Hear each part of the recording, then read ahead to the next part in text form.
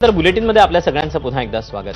महाराष्ट्रात गेल्या आर्थिक वर्षात देखील विक्रमी परकीय गुंतवणूक आल्याचं मुख्यमंत्री देवेंद्र फडणवीस यांनी जाहीर केलं। संपूर्ण वर्षात मिळून महाराष्ट्रानं 1,65,000 कोटी इतकी परकीय गुंतवणूक आकर्षित केली, जी यावर्षी देशात आलेल्या एकूण गुंतवणुकीच्या 40% इतकी आहे। महाराष्ट्रात गेल्या वर्षीचा विचार केला तर यावर्षी त्यापेक्षा 32% गुंतवणूक अधिक झाली। या शेवटच्या तिमाहीत 25,441 कोटी रुपये इतकी परकीय गुंतवणूक महाराष्ट्रात आली। महाराष्ट्राच्या बाबतीत हे वर्ष गेल्या 10 वर्षातील रेकॉर्ड स्थापित करणारं वर्ष ठरलं, अशी माहिती फडणवीसांनी दिली। अपडेट जाणून घेऊयात, अभिषेक मुठाळ आपल्यासोबत आहे। अभिषेक, एफडीआयचा ओघ हा महाराष्ट्रात कायम असल्याचं पाहायला मिळतंय, काय अपडेट आहे? नक्कीच मागील जर 2 ते 3 वर्षाचा विचार केला तर ही जी परकीय गुंतवणूक आहे त्याचा चढता आलेख आपल्याला पाहायला मिळतो आहे। महाराष्ट्रामध्ये सध्याची जर परिस्थिती पाहिली तर विक्रमी परकीय गुंतवणूक आपल्याला मिळाल्याचं दिसत आहे। 2024-2025 मध्ये देशाच्या 40% इतकी तर राज्यात गेल्या वर्षीपेक्षा 32% इतकी अधिक गुंतवणूक ही महाराष्ट्रात आल्याचं मुख्यमंत्री देवेंद्र फडणवीस यांच्याकडनं सांगण्यात आलेलं आहे।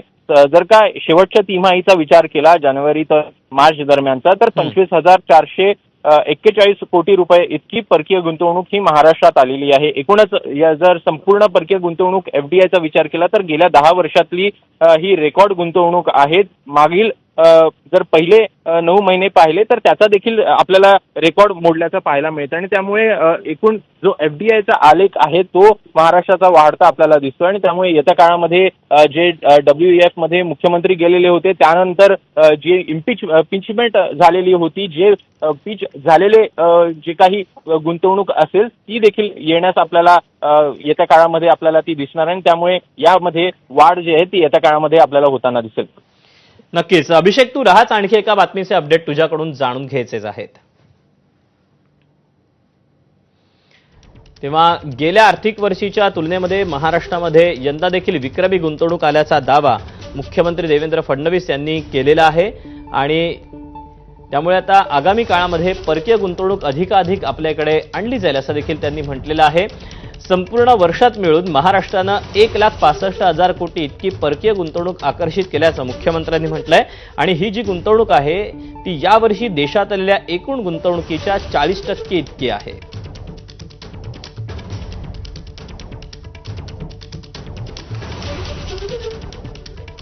मुंबईचे पालकमंत्री आशिष शेलार आदित्य ठाकरेंच्या वरळी मतदारसंघाच्या नागरिकांच्या समस्या जाणून घेण्यासाठी पोहोचलेत। स्थानिक स्वराज्य संस्थांच्या निवडणुकीआधी भाजपकडून बीडीडी वासियांचे प्रश्न दूर करण्याचा प्रयत्न आहे। वरळी बीडीडी परिसरात बांधण्यात येणाऱ्या इमारत कामांचा ते सध्या आढावा घेत आहेत। मंत्री आशिष शेलार हे पाहणी दौऱ्यासाठी येणार हे कळल्यावर बीडीडी वासियांनी या परिसरात मोठी गर्दी केली आहे। याबद्दलचे अपडेट आपल्याला अभिषेक देतोय। अभिषेक, अगदी काही दिवसांपूर्वीच आदित्य ठाकरे यांनी देखील या संपूर्ण भागाची पाहणी केली होती आणि पुन्हा एकदा आता आशिष शेलार देखील आलेले आहेत। एकंदरीतच मुंबई महानगरपालिकेच्या निवडणुका तोंडावर आल्या तसं म्हणावं लागेल।